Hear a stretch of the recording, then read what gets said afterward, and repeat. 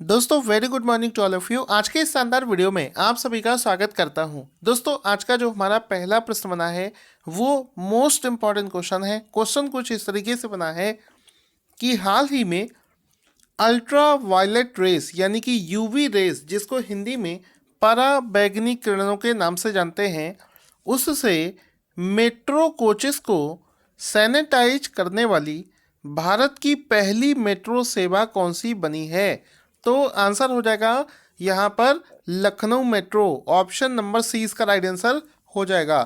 दोस्तों यहाँ पर आपको समझने की जरूरत है कि जब से ये कोविड का सीन चल रहा है तो कई मेट्रो ऐसे हैं जो कि सैनिटाइज़र का इस्तेमाल करके मेट्रो को अंदर से सैनिटाइज करते हैं, लेकिन यहाँ पर लखनऊ मेट्रो ने हाल ही में यूवी रेस का इस्तेमाल करके मेट्रो कोचेस को सैनिटाइज किया है। आपको यहाँ पर बताना चाहूँगा कि एक चीज़ रिसर्च होकर ये चीज़ निकली थी, रिसर्च में ये सब चीज़ निकली थी कि यूवी अल्ट्रा वायलेट रेस का इस्तेमाल करके हम लोग सैनिटाइज किया जा सकता है, कोविड-19 के वायरस को ख़त्म किया जा सकता है। इस वजह से लखनऊ मेट्रो ने इस चीज़ को अपनाया है। तो इसमें आप क्या करते हैं, किस तरीके से ये काम किया जाता है वो समझते हैं। इसमें दोस्तों होता क्या है, मेट्रो का जो खाली कोच होता है उसके अंदर में एक डिवाइस को रख दिया जाता है जिससे यूवी रेस निकलती हैं। तो 1 2 3 इस तरीके से ये डिवाइस जो है इसको उसके अंदर में रख दिया जाता है। इससे निकलने वाली जो यूवी रेस है उससे कोविड-19 का जो वायरस है वो किल हो जाता है। तो यूवी रेस का इस्तेमाल यहाँ पर किया जाता है। इसके लिए जो लखनऊ मेट्रो एलएमआरसी है उसने ये जो सैनिटाइज करने वाली यूवी रेस की जो मशीन है ये कहाँ से मंगवाई है? ये राजस्थान के जयपुर में एक कंपनी है जिसका नाम है miss FB tech. UV sanitization के उपकरण जो हैं वहीं से इसने खरीदे हैं, जहाँ से जिससे इसको सैनिटाइज किया गया है। लखनऊ उत्तर प्रदेश में स्थित है। यूपी की कैपिटल है लखनऊ। राज्यपाल का नाम है आनंदीबेन पटेल और सीएम का नाम है योगी आदित्यनाथ। अब दोस्तों आपने कई बार एग्जाम में देखा होगा कि जो अल्ट्रा वायलेट रेज होती हैं उसको लेकर एग्जाम में कई बार प्रश्न पूछे जाते हैं। तो कौन कौन से क्वेश्चन यूवी रेज से एग्जाम में पूछे जाते हैं, ये रिलेटेड स्टैटिक जीके हो गया, इसको भी देख लेते हैं। तो जो यूवी रेज होती है इसकी वेवलेंथ कितनी होती है? तो इसकी जो वेवलेंथ है ये 10 से 40 नैनोमीटर के बीच में होती है। 10 to 40 नैनोमीटर के बीच में होती है इसकी वेवलेंथ। एक एग्ज़ाम में पूछा गया था कि जो विजिबल रेज होती हैं, दृश्य तरंगे होती है, उससे ज़्यादा होती है, बराबर होती है, कम होती है? तो जो हमारी विजिबल रेज होती हैं उससे ज़्यादा होती है इसकी वेवलेंथ। साथ ही साथ में एक चीज़ और आपको पता होना चाहिए कि जो हमारी एक्स रेज होती हैं उससे कम होती है। तो विजिबल जो दृश्य तरंगे होती हैं, विजिबल रेज होती हैं, उससे इसकी वेवलेंथ जो है ज़्यादा होती है, और जो एक्स रेज होती हैं उनसे इसकी वेवलेंथ जो है कम होती है। तभी आपने ये वाला स्पेक्ट्रम देख रहा होगा। तो इसमें आप देख सकते हो कि जो एक्सरेज है यहाँ से वेवलेंथ देखो इस तरफ बढ़ेंगे तो वेवलेंथ आपका इंक्रीज हो रहा है, और ये देखो एक्सरेज यहाँ पर है, विजिबल लाइट हमारी यहाँ पर है। इन दोनों के बीच में स्थित है अल्ट्रा वायलेट रेज, यानी कि विजिबल वाले से वेवलेंथ इसकी ज़्यादा है और एक्स रेज से इसकी वेवलेंथ जो है पीछे है, कम है। तो ये आप यहाँ पर देख सकते हैं। इस प्रकार से आपको अंदाज़ा भी लग जाएगा। जो हमें सन से लाइट प्राप्त होती है, सूर्य से जो रोशनी आती है उसमें भी कुछ पार्ट यानी कि लगभग 10% जो इस सूर्य का प्रकाश होता है उसमें यूवी पराबैंगनी रेज होती हैं, जो कि एटमॉस्फेयर में उपस्थित किसी भी प्रकार का जो वायरस होता है उसको किल कर देता है। तो सूर्य से भी हमें ये प्राप्त होती है, लेकिन इसकी लिमिटेड क्वांटिटी ही हमारे लिए ठीक होती है। ज़्यादा मात्रा में अगर ये यूवी रेस हमको डायरेक्टली सन से मिलेगा तो वो हमारे हेल्थ के लिए ठीक नहीं होता है। दोस्तों अगर आपको हमारा वीडियो अच्छा लगे तो इसको लाइक और शेयर ज़रूर करना। अगला प्रश्न है, बजट जो है 2021 का लॉन्च हो चुका है, उस पर मैं एक सेपरेट वीडियो बनाऊंगा। यहाँ पर आपको समझना है कि बजट 2021 के अनुसार कितने वर्ष से अधिक उम्र वाले सीनियर सिटीजन्स को अब इनकम टैक्स नहीं भरना पड़ेगा। तो आंसर हो जाएगा 75। बहुत बड़ी खुशखबरी है सीनियर सिटीजन्स के लिए। 75 साल से ज़्यादा के जो व्यक्ति हैं उनको अब अपनी इनकम पर इनकम टैक्स नहीं देना पड़ेगा। कल की डेट में ब्रेकिंग न्यूज़ था, कई न्यूज़ चैनल पर आपने इसको देखा भी होगा। ब्रेकिंग न्यूज़ क्या था कि इस बार के बजट में जो नो टैक्स, कैसे व्यक्तियों को टैक्स नहीं देना पड़ेगा, जिनकी जो एज है वो है 75 साल से ज़्यादा है। 75 ईयर्स से ज़्यादा एज वालों को अब कोई भी टैक्स नहीं देना पड़ेगा। दोस्तों, अगर आप लोग मेरा जनवरी से लेकर दिसंबर 2020 तक का जो पीडीएफ है मंथ वाइज टॉपिक वाइज उसको लेना चाहते हैं तो वीडियो के डिस्क्रिप्शन में जाकर उसको परचेज करें, उस पर अभी ऑफर चल रहा है। क्वेश्चन बनेगा कि एसबीआई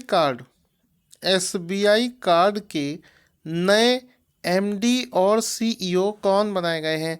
आंसर हो जाएगा, हाल ही में एसबीआई कार्ड के नए एमडी और सीईओ बनाए गए हैं रामा मोहन राव अमारा। ऑप्शन नंबर ए इसका राइट आंसर हो जाएगा कि रामा मोहन राव अमारा को हाल ही में एसबीआई कार्ड का नया एमडी और सीईओ बनाया गया है। इनका एक फ़ोटो भी देख सकते हैं, जिनको हाल ही में एसबीआई कार्ड का नया एमडी और सीईओ बनाया गया है। एसबीआई कार्ड को इस्टेब्लिश किया गया था अक्टूबर 1998 में और इसका जो हेडक्वार्टर है, मुख्यालय है, वो गुरुग्राम हरियाणा में स्थित है। दोस्तों, एक क्वेश्चन बनेगा कि अपने आयोजन की शुरुआत से कितने वर्षों के बाद में पहली बार रणजी ट्रॉफी को स्थगित किया जा रहा है। तो आंसर हो जाएगा 87 ईयर्स। जब से रणजी ट्रॉफी की शुरुआत हुई है, पहली बार ऐसा हुआ है कि इस बार इस ट्रॉफी का जो आयोजन है वो स्थगित कर दिया गया है। ऑप्शन नंबर डी सही हो जाएगा कि अपने आयोजन के 87 वर्ष बाद में पहली बार ऐसा हुआ है कि 2020 और 21 का जो सेशन है उसको स्थगित कर दिया गया है। कई बार आपने एग्जाम में ये भी देखा होगा कि रणजी ट्रॉफी किस खेल से संबंधित है, क्वेश्चन पूछा जाता है तो ये क्रिकेट के खेल से संबंधित है। रणजी ट्रॉफी क्रिकेट के खेल से संबंधित होता है। अगला प्रश्न दोस्तों बनेगा कि हाल ही में भारतीय तटरक्षक बल इंडियन कोस्ट गार्ड ने 1 फरवरी 2021 को अपना कौन सा स्थापना दिवस मनाया है। तो आंसर हो जाएगा ऑप्शन नंबर सी 45वां। ऑप्शन नंबर सी 45वां, 45th। ठीक है, तो इंडियन कोस्ट गार्ड ने 1 फरवरी 2021 को अपना कौन सा स्थापना दिवस मनाया है।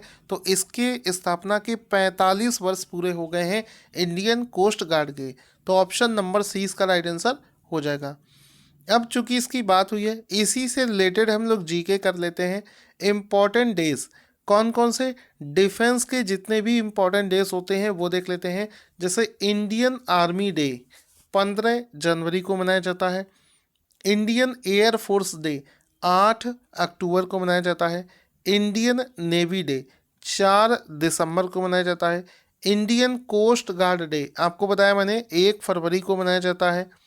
National cadet corps NCC day 15 जुलाई को मनाया जाता है। मिलिट्री नर्सिंग सर्विसेज डे 1 अक्टूबर को मनाया जाता है। आर्म्ड फोर्सेस फ्लैग डे 7 दिसंबर को मनाया जाता है। कारगिल दिवस 26 जुलाई को और विजय दिवस 16 दिसंबर को मनाया जाता है। ये आपको पूरी लिस्ट में जो दे रहा हूँ एक ही जगह पर आपको सारी चीज़ें का रिवीजन करने के लिए हेल्प करेगा। आगे चलते हैं दोस्तों, हाल ही में रिजर्व बैंक ऑफ इंडिया ने किस राज्य के शिवम सहकारी बैंक की मान्यता को समाप्त कर दिया है। तो इसका राइट आंसर हो जाएगा महाराष्ट्र। ऑप्शन नंबर ए इसका राइट आंसर हो जाएगा कि हाल ही में आरबीआई ने शिवम सहकारी बैंक, जो कि महाराष्ट्र का एक कोऑपरेटिव बैंक है, उसकी मान्यता को समाप्त कर दिया है। इसमें ये जो बैंक है महाराष्ट्र के कोल्हापुर में स्थित है और आरबीआई का ऐसा मानना है कि इस बैंक के पास में तत्काल प्रभाव से कोई भी पैसा नहीं बचा है बिजनेस को आगे बढ़ाने के लिए, और इसके पास में कोई भी ऐसा प्लान नहीं है जिससे ये आगे जो है कमाई कर पाए। इस वजह से लोगों को जो लगातार नुकसान हो रहा है उसको देखते हुए हाल ही में आरबीआई ने इस बैंक की मान्यता को समाप्त कर दिया है। स्मृति ईरानी ने कौन से भारतीय अंतर्राष्ट्रीय रेशम मेले का उद्घाटन किया है? तो हाल ही में इस मेले का 8वां संस्करण आयोजित किया गया है। तो अगर आपसे कोई पूछे कि हाल ही में भारत के सबसे बड़े रेशम मेले जो कि 8वां रेशम मेला है, भारतीय अंतर्राष्ट्रीय रेशम मेले का उद्घाटन किसने किया है, तो स्मृति ईरानी इसका राइट आंसर हो जाएगा। उन्होंने इसका उद्घाटन किया है। ये जो मेला है ये भारत का सबसे बड़ा रेशम का मेला है। 5 दिनों तक इस मेले को आयोजित किया जाएगा। साथ ही साथ में यहाँ पर आपको बता दूं कि दुनिया का सबसे बड़ा रेशम उत्पादक देश कौन सा है, तो सबसे बड़ा देश है चाइना, और भारत की रेशम उत्पादन के मामले में रैंक है सेकेंड। तो याद रखना भारत रेशम के मामले में दूसरे स्थान पर आता है। अगर हम लोग कंज्यूमर के पॉइंट ऑफ व्यू से बात करें कि रेशम की खपत के मामले में दुनिया का सबसे बड़ा देश है, तो उसमें हम लोग पहले स्थान पर आते हैं। दोस्तों वैसे तो चाइना दुनिया का सबसे बड़ा रेशम का उत्पादक देश है, लेकिन अगर हम लोग रेशम की चारों किस्मों की बात करें जैसे कि सहतूत, एरी, तसर और मुगा, इन चारों के उत्पादन में दुनिया का एकमात्र ऐसा देश है भारत जहां पर चारों प्रकार के रेशम का उत्पादन किया जाता है। आगे चलते हैं। क्वेश्चन बनेगा 4 फरवरी 2021 को चौरी चौरा कांड के कितने वर्ष पूरे हो गए हैं? तो आंसर हो जाएगा ऑप्शन नंबर सी यानी कि 100 साल, 100 ईयर्स। ठीक है, तो 4 फरवरी 2021 को चौरी चौरा कांड के 100 ईयर्स यानी कि 100 साल पूरे हो चुके हैं, और इस अवसर पर प्रधानमंत्री मोदी जी इसके 100 साल यानी कि शताब्दी वर्ष पर इसके रिगार्डिंग एक डाक टिकट भी जारी करेंगे। दोस्तों हिस्ट्री जब भी आप पढ़ते होंगे ये एग्जाम में क्वेश्चन जरूर पूछा जाता है चौरी चौरा घटना से रिलेटेड। ये चौरी चौरा कांड क्या है इसके बारे में मैं आपको बताऊंगा। तो ये देख सकते हैं एक उसकी मिसाल के तौर पर यहाँ पर एक ये बना हुआ है स्ट्रक्चर। यहाँ पर आपको बताना चाहूँगा कि चौरी चौरा एक जगह का नाम है जो कि उत्तर प्रदेश के गोरखपुर के पास में एक छोटा सा कस्बा है। यहाँ पर क्या हुआ था, यहाँ पर ये घटना दोस्तों है 4 फरवरी 1922 की। अच्छे से समझना, 4 फरवरी 1922 को क्या हुआ था, एक बहुत बड़ी घटना हुई थी जिसने कि भारतीय स्वतंत्रता आंदोलन जो है उस पर बहुत गहरा प्रभाव डाला था। 4 फरवरी 1922 को इंडियंस ने, भारतीयों ने क्या किया था कि ब्रिटिश सरकार की एक पुलिस चौकी को आग लगा दिया था चारों तरफ से, जिससे कि उसके अंदर स्थित 22 पुलिस कर्मचारी जो हैं ये जिंदा जलकर मर गए थे। ऐसा माना जाता है कि कुछ भारतीय वहाँ पर बिल्कुल शांतिपूर्ण क्या कह सकते हो धरना प्रदर्शन कर रहे थे। चूँकि वो शांतिपूर्ण तरीके से अपना प्रदर्शन कर रहे थे, इसके बावजूद भी वहाँ पर स्थित पुलिस वालों ने उन पर लाठी चार्ज कर दिया, उनको मारा, उन पर गोलियां चलाईं।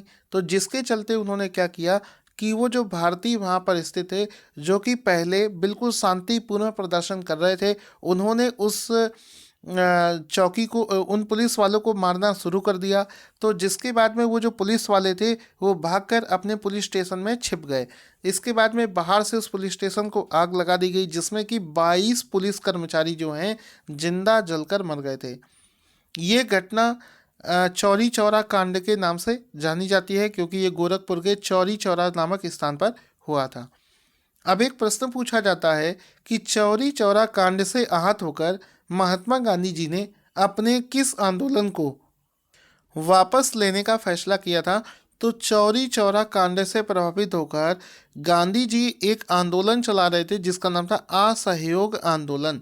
तो गांधी जी ने असहयोग आंदोलन को वापस ले लिया था चौरी चौरा कांड से परेशान होकर।